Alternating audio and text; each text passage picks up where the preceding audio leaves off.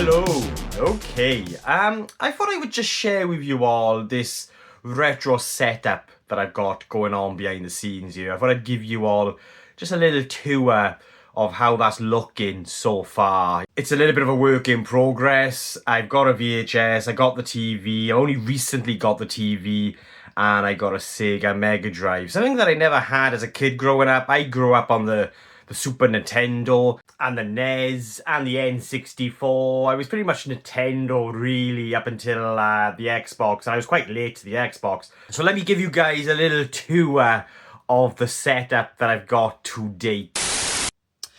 So let's start with the Nintendo 64. This is the very console that I had back in either the Christmas of 97 or the Christmas of 98. I'm not entirely sure, but it was one of those Christmases that I had this. And this was the first time that I actually had a console that wasn't like a hand-me-down. You know, this was actually bought for me for Christmas, brand new. And this is the box that it came in. It came with the GoldenEye game, a game that I no longer have. I am hoping to actually collect the N64 games again. But I am kicking myself because I just wish I had looked after my stuff just a little better as a kid. But yeah, there's the original box that it came in. I was very surprised actually that my parents had actually kept hold of this. I can't remember where they were storing it, but there we go. It's like a blast to the past for me. This is really, just pure nostalgia here. I spent so many hours lost on this console playing games like GoldenEye and Zelda, Ocarina of Time, one of my favourite games of all time, and Star Wars Rogue Squadron. So, and we're going to move along now. There's a little gremlin hiding in there. And then we sort of move along to the Sega Mega Drive. Now, this is the first time for me to actually own one of these. I always kind of wanted a Sega Mega Drive because all my friends had one, and a cousin had one, and they were the only times where I would visit either my friends or my family and actually play on this console. And I have very fond memories of playing the Sega Mega Drive over my families, whether that be my cousins, and playing games like Sonic the Hedgehog and that. So I was always fascinated by the console, but never had it up until now. As you can see there, you've got the Alien 3 game. It's like the very first game that I've actually bought for the Sega Mega Drive. I believe I got that on eBay. It's in great condition. And then we're going to move along to the VHS player that I got also on eBay. It's a Panasonic. Panasonic for me is one of my go-to brands when it comes to technology. And there you got Hi-Fi Nicam. I remember Nicam being a thing in the late 90s. Like this, these TVs would be promoted, by the fact that they had Nicam sound.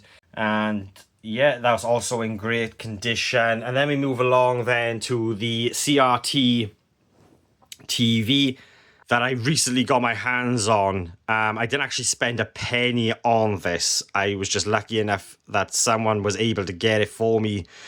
And it needs a bit of a clean, but it works absolutely fine. You can see that I've connected the Sega Mega Drive up to it, and the Sega works great. And then just listen to this sound. Hopefully it'll capture it. Oh, just listen to that. Yeah. So yeah, I just really wanted to share with you all this little corner in my spare room in the house where I'm sort of just creating this little retro setup that just gives me pure joy.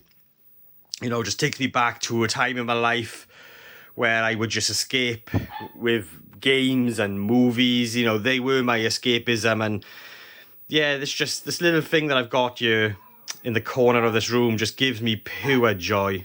So yeah, that's my retro setup at the moment. What do you guys recommend when it comes to consoles, like retro console? What should I get next? I'd really like the Super Nintendo.